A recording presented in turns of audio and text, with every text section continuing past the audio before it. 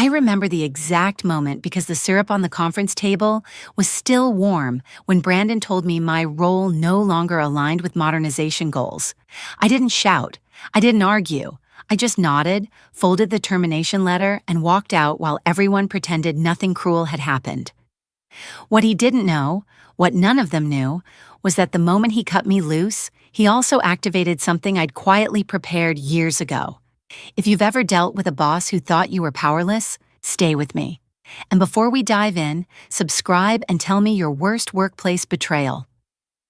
I never imagined 13 years of loyalty would end over lukewarm pancakes and a stack of flimsy paper plates, but that morning proved just how small people can be when they think no one is watching.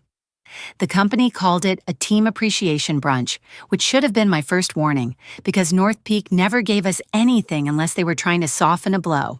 Still, I showed up early like I always did, partly because old habits die hard, and partly because I figured I'd get a few quiet minutes before the day exploded into meetings. Instead, I walked into a room that smelled like maple syrup and fear. Brandon stood near the front, brushing crumbs off his brand new blazer, as if the entire morning were a minor inconvenience in his very important schedule. He wasn't subtle about enjoying his authority. His voice carried too loudly, his smile was too practiced, and everyone gave him that tight courtesy grin people reserve for someone they secretly hate but can't afford to cross. I took a seat near the back, next to Sandra, who looked like she hadn't slept. She whispered that Brandon had been pacing since 7, making the interns rearrange the same stack of plates 3 times. That was typical of him, fixating on what didn't matter while ignoring the structures holding the company together. But what struck me most that morning wasn't his arrogance. It was the way people avoided my eyes. Their heads stayed low as if they all expected something and didn't want to get caught in the crossfire when it happened. Brandon tapped his glass with a fork, though it was unnecessary because the room was already too quiet. "This is an important moment for North Peak," he said, acting like we were about to win an award instead of walking into a slaughterhouse. He launched into some tired monologue about restructuring, alignment, long-term vision, corporate filler that has never meant anything good in the history of employment. People shifted, glanced toward the exits, pretended to sip coffee they no longer wanted. I sat there calmly, taking in the scene. I'd been through enough reorganizations to recognize the smell of impending loss. What I didn't expect was how casually he'd do it. No dignity, no privacy, no respect. When he finally reached for the stack of papers beside him, the air tightened.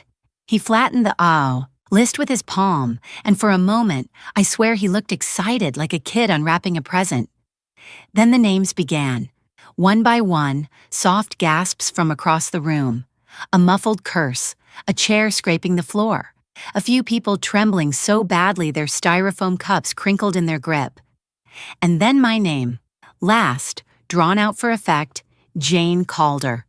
It sliced through the room sharper than anything he said before. Brandon didn't even look at me when he added, "Your role has been eliminated effective immediately." It was the offhand cruelty that hit hardest, the way he moved on before the words settled. Sandra grabbed my wrist under the table. I could feel her shaking, not me. I let go gently. I wasn't about to give him the satisfaction of seeing pain. I stood, smoothed my shirt, and let my eyes sweep the room. Half of them wouldn't meet my gaze, but the other half wore expressions that told me everything. They weren't shocked. They just wished it hadn't happened in front of them. Brandon continued talking, already shifting to some hollow promise about future-forward operational efficiency. But I barely heard him, because as I walked toward the door, something old and familiar surfaced inside me. A memory, a contract, a clause they had all forgotten. And for the first time that morning, I felt something dangerously close to calm. When I got home that morning, the silence in my apartment felt heavier than anything Brandon had thrown at me. I dropped my keys in the bowl by the door, kicked off my shoes, and stood there for a long moment, letting the reality settle.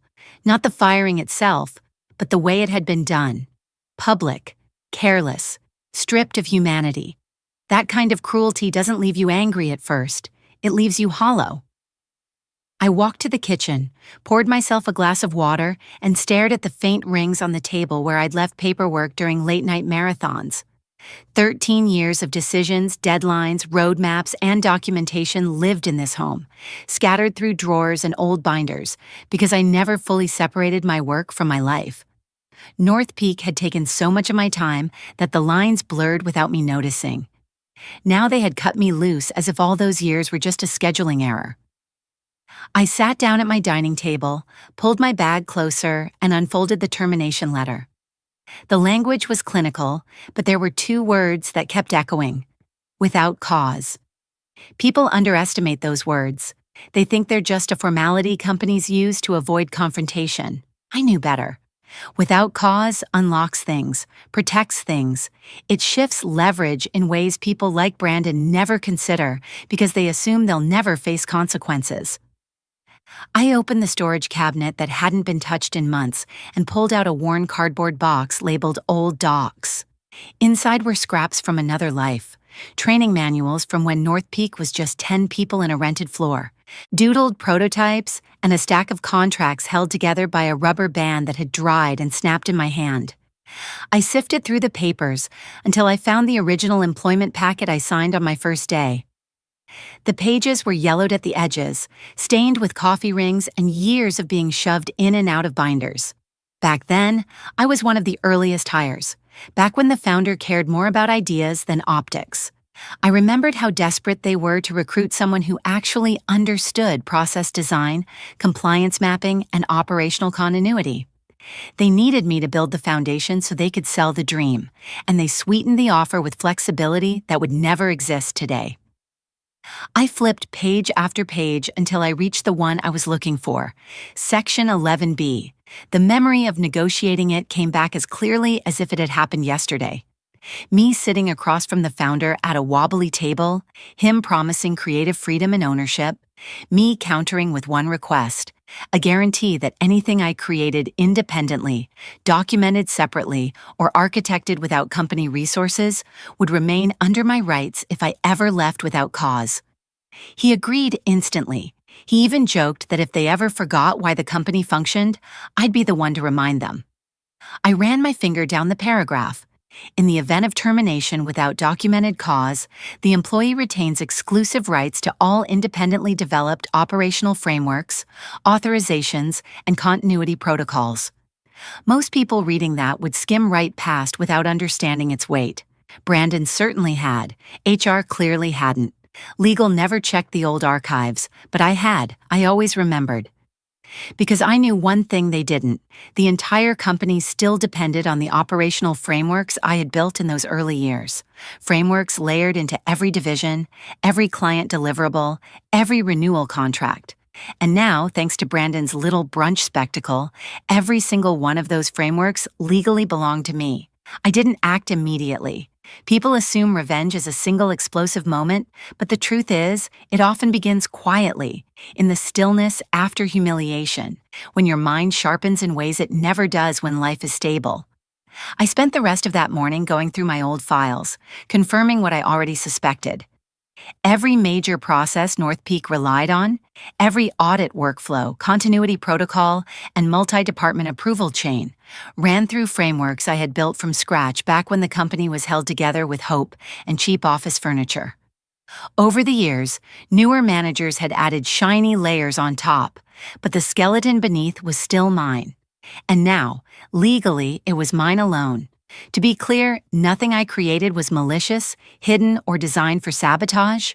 It was simply good architecture, centralized permissions, department-level authorizations, and protected continuity, triggers that required designated oversight. For years, that oversight was me. When I left, my authorization lapsed automatically. It was an elegant safety measure the founder praised at the time because it prevented unauthorized changes. Ironically, it now meant that the second Brandon eliminated my role, without cause, the system logic recognized that the oversight position no longer existed, and several processes quietly shifted into protective mode. Not shut down, not broken, just unpaused, waiting for the proper authorization they no longer had. I didn't touch a thing. I didn't need to. My job that day was simply to document. I printed copies of Section 11B. I highlighted the relevant portions. I drafted a clean summary for my attorney, When I texted him, he called me almost immediately. His voice low and delighted in that way lawyers get when they realize the universe has handed them a beautifully structured gift. "They didn't review the original agreement?" he asked. "No," I said. "Brandon didn't even know it existed." "And all continuity protocols still run through your independent framework?" "Every single one." He exhaled, the slow kind that means opportunity is blooming. "Then don't initiate anything yet. Just monitor. Let them make the first move." That's exactly what I did. The next morning, around 9:30, the first message came in. "Sandra." Short, frantic. "Have you heard anything about the project queues freezing?" Then another from a junior analyst. "The compliance approval chain won't validate. It says they're escalating by noon, 3 more messages, then 6, then 11. None of them accused me. None of them even suspected me. They were just people watching the machine they relied on start to stutter. From my living room, I opened my laptop, logged into the external oversight dashboard, the one tied to my rights, not theirs, and saw what I expected. A cascade of stalled requests piling up behind authorization points that no longer existed. Nothing destructive, nothing dramatic.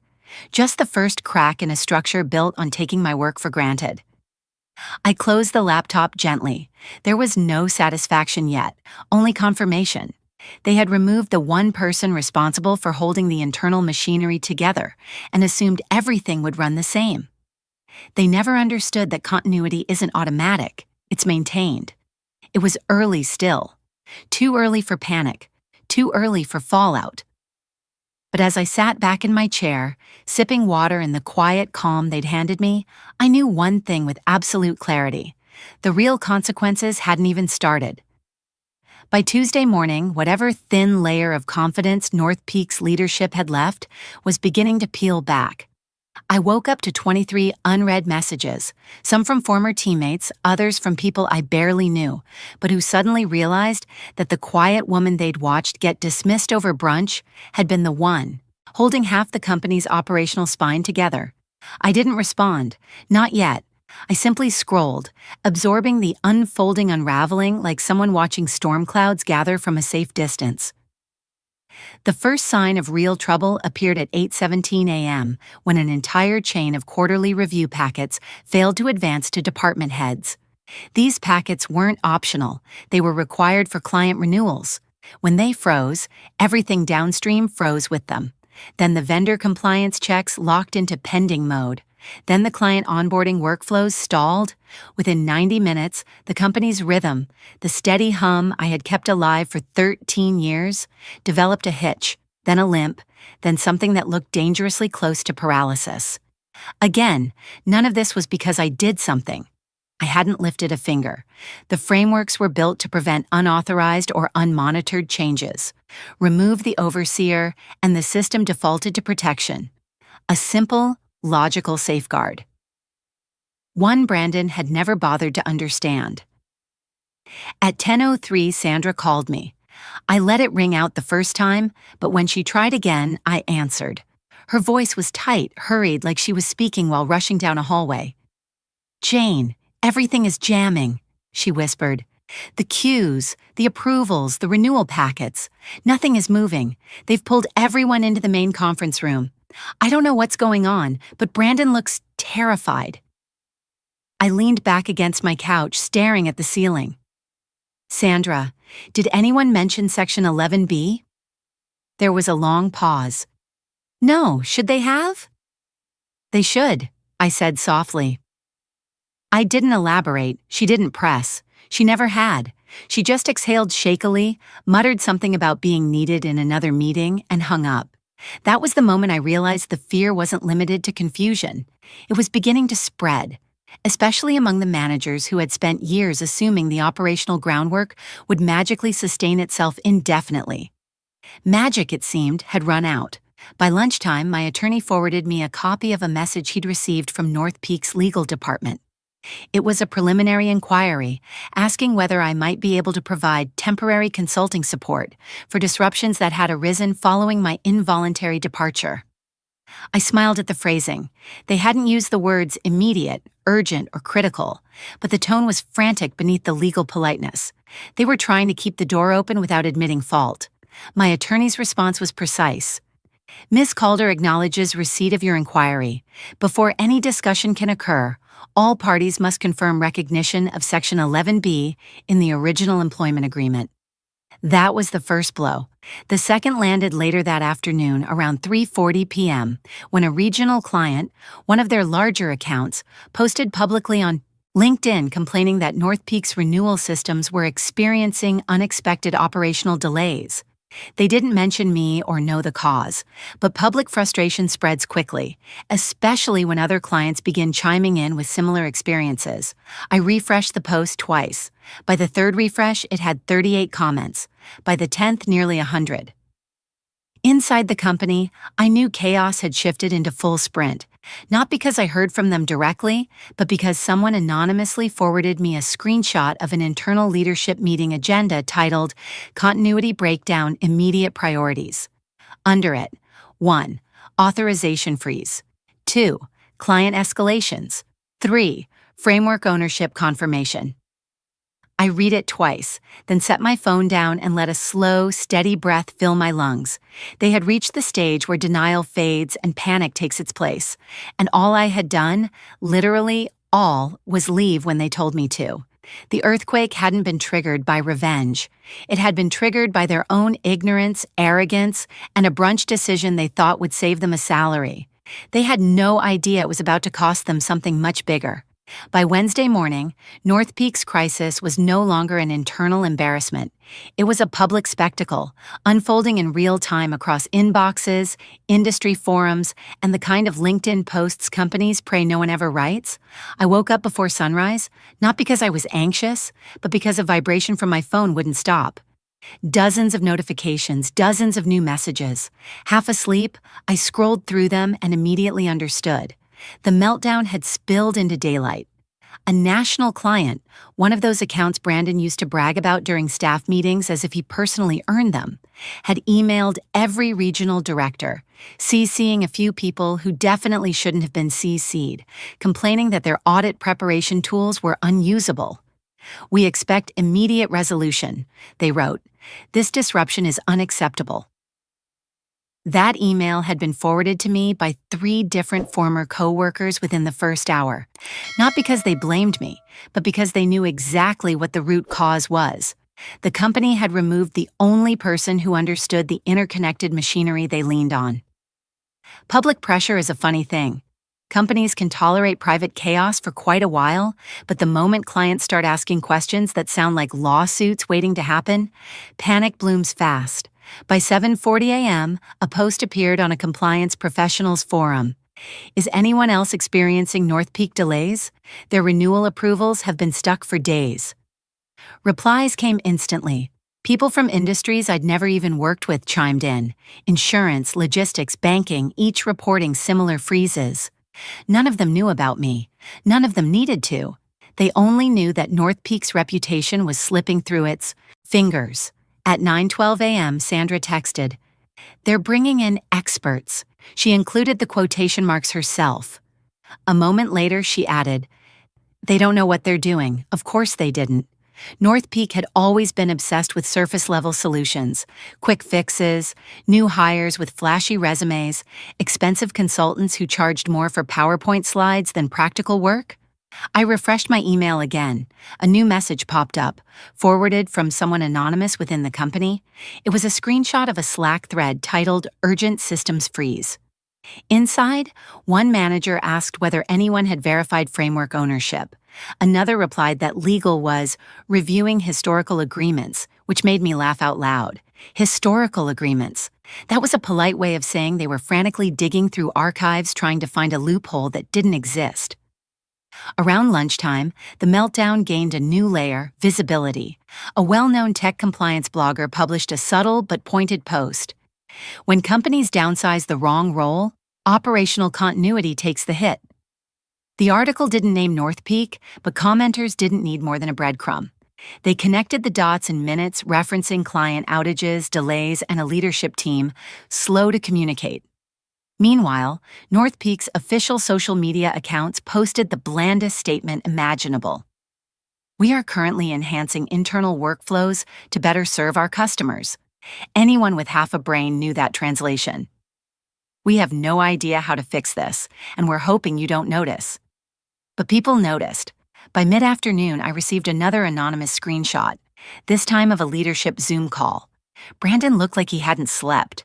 The VP of operations had her head in her hands. Someone had circled a line in the meeting notes. Need immediate clarification, Ray, Section 11B. Beneath it, another handwritten note. Who approved termination without cause? I sat back on my couch, folded my hands in my lap, and exhaled slowly. Not triumphant, not vengeful, just resolute. I hadn't sabotaged anything. I hadn't pushed a button, blocked access, or touched a single system. The public meltdown, the client outrage, the internal panic, they were consequences born entirely from their own decision. A decision they made over pancakes, thinking I'd walk quietly into unemployment while their operation carried on unchanged. But operations don't run on arrogance. They run on the people who built them. And North Peak was finally learning what happens when you forget that. By Thursday morning, the situation had escalated beyond anything I expected. Faster, louder, and far more public. I was pouring myself a second cup of coffee when my phone buzzed with a message from one of the senior analysts I used to mentor. It contained only 4 words. She's flying back early. For a second, I didn't understand. Then it clicked. She meant Claire Ashford, the founder, the woman who built North Peak from a cramped co-working space with 2 interns and a printer that jammed every 8 pages. She almost never came to the office anymore. She spent most of her time consulting internationally or speaking at conferences about scaling responsibly. If Claire was coming back early, something catastrophic had happened. And North Peak didn't bring Claire back for disputes, inefficiencies, or mild crises. They brought her back for fires. By noon, a photo surfaced online. Someone in the office had snapped a picture of Claire striding through the lobby, hair pulled back, expression carved from stone. Even through the blurry quality, she looked furious in a way only a founder can be, betrayed, disappointed, and deeply tired of other people's incompetence. Sandra called me moments after the photo started circulating. Her voice was stretched thin. She's already in the boardroom. They locked the glass doors. Brandon's pacing like a trapped animal. Did they say why she came back? I asked, though I already knew.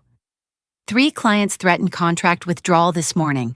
Half the project queues are stuck, and someone leaked the memo about continuity framework ownership under review. Claire saw it. Sandra paused. Jane, she asked who approved your termination. No one had an answer. I could picture the room, Claire sitting at the head of the table, the board members avoiding eye contact, Brandon running out of excuses. For years, people whispered about how sharp she could be when someone endangered what she built.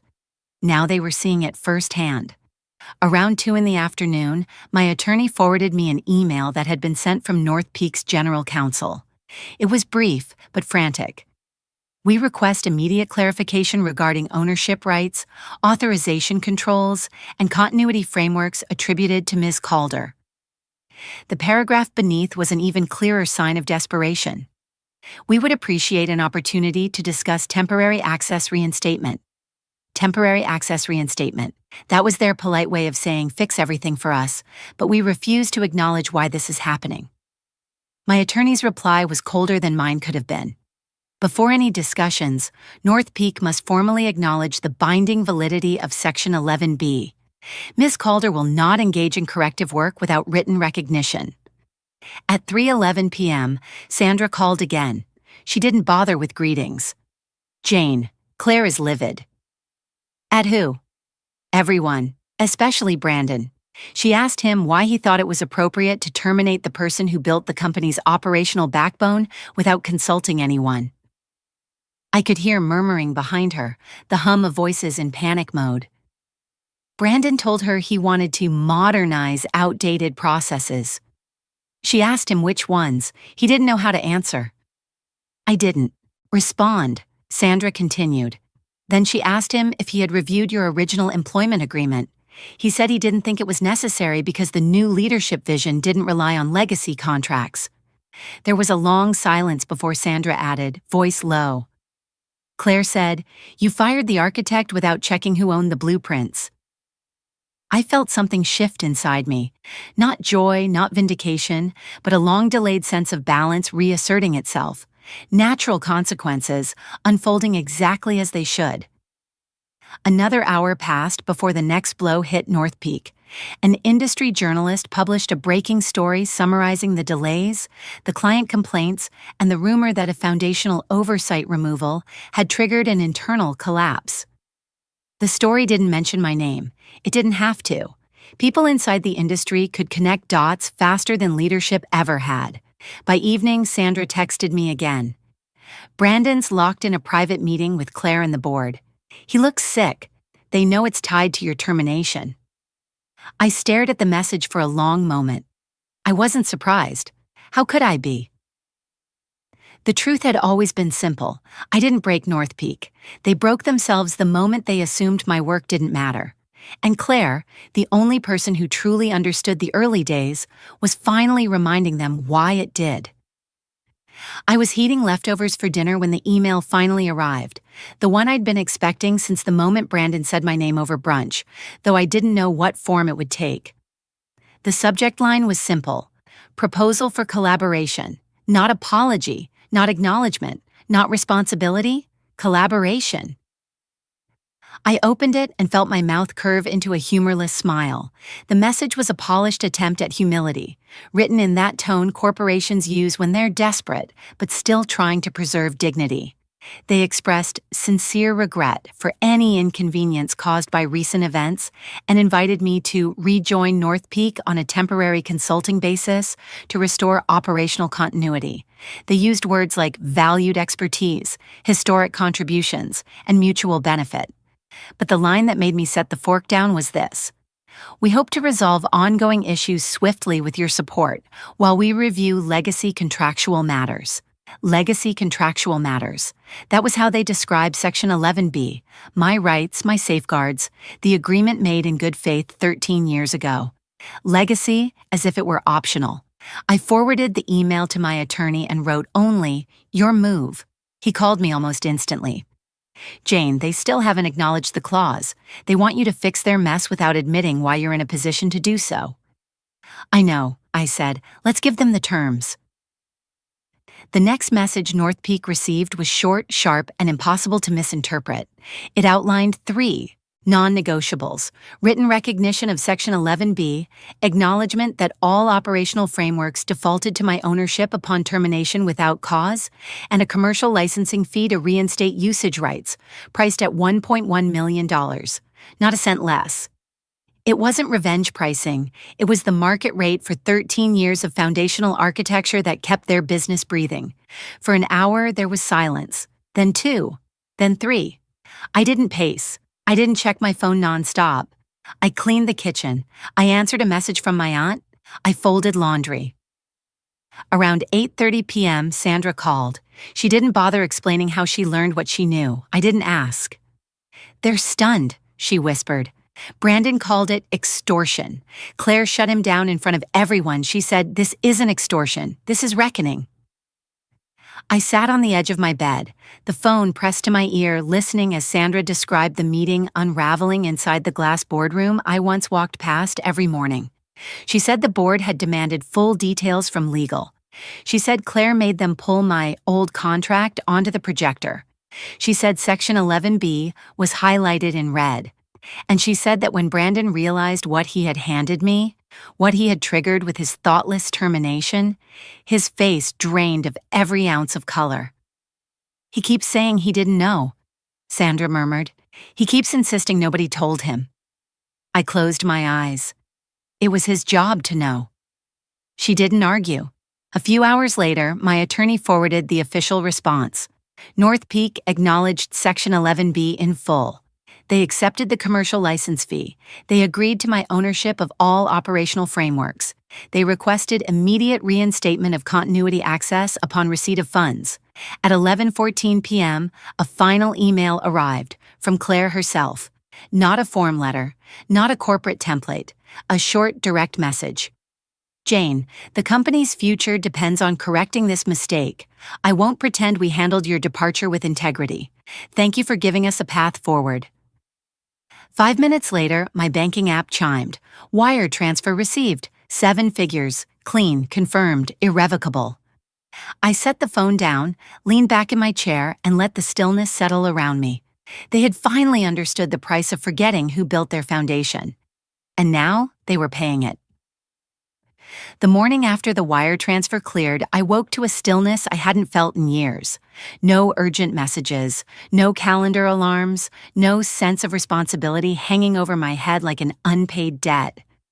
Just quiet sunlight across my kitchen and the knowledge that the company I once held together had finally acknowledged the truth, publicly, financially, and undeniably. I opened my fridge and saw the leftover breakfast from the brunch, the same stale pastries they'd used as a backdrop for my firing. I reheated a blueberry muffin, watched it turn soft in the microwave, and took a bite. It tasted nothing like justice, but the moment did. Justice wasn't in the food. It was in the balance being restored. Later that morning, my phone buzzed with a message from Sandra. A photo came through first. Brandon packing his office, cardboard box under his arm, face pale and tight. Her message followed. He's stepping down, effective immediately. I sat down slowly, letting out a breath I didn't realize I'd been holding. Not satisfaction, not schadenfreude, just release. A weight slipping off my shoulders. Another message arrived from a coworker I barely knew well, someone from finance who had always kept to herself. Thank you for standing up, she wrote. Some of us never could. It struck me harder than the payment ever could. For years, people swallowed disrespect quietly because they believed they didn't have options. Maybe now they'd think twice before letting someone diminish their worth. By noon, my LinkedIn inbox was overflowing with job invitations, consulting offers, and messages from people who had watched North Peaks unraveling from afar. I didn't respond to any of them yet. I needed space. I needed air. I needed to let this chapter close without rushing into the next. I went for a walk around my neighborhood, letting the cold air sting my cheeks, grounding me back into myself. 13 years of carrying a company on my back had finally lifted. That evening, I sat at my dining table, no paperwork, no crisis, no late-night documentation. Just me, a cup of tea, and the realization that my future finally belonged to me again. Before bed, I opened a blank document and typed the first line of my new venture proposal for the consulting firm I'd always imagined but never had time to build. For the first time in a long time, I wasn't rebuilding something for someone else. I was building something for me. I didn't realize how much strength I carried until everything I built slipped out of my hands in a single morning. That's the part no one warns you about, the quiet power you don't recognize until someone tries to strip it away. When they fired me over brunch, I walked out feeling hollow but not broken. The truth is, my strength wasn't loud or impressive. It lived in the years of documentation I kept, the details I never forgot, the clauses I fought for when no one thought they mattered. It lived in patience, the kind you develop only after surviving leadership that thinks chaos is innovation and disrespect is efficiency. When the company unraveled, I didn't celebrate. I just watched. Calm, steady, aware, because I knew what they didn't. Preparation isn't dramatic until the day it saves you. And on that day, it speaks louder than any speech or confrontation ever could. If there's one thing I hope people take from my experience, it's this. Quiet doesn't mean powerless. Being underestimated doesn't mean you're overlooked by fate. Sometimes the smallest things you protect, your notes, your boundaries, your contracts, become the one shield no one saw coming. So here are a few things I'd tell a friend sitting across from me, wondering if they should bother holding on to the details. Trust your memory. It will save you when the world tries to rewrite the story. Document everything, even when it feels unnecessary. Don't rush into retaliation. Timing is its own advantage. Honor your own work, especially when others take it for granted. And above all, stay patient. Quiet strength has a way of showing up exactly when it's needed. How to get started today? Keep personal copies of important agreements. Write short weekly summaries of what you build or manage. Save emails documenting decisions and contributions. Protect your boundaries early instead of after the damage. Practice staying calm when others expect you to panic. What's one moment where your preparation paid off when no one expected it?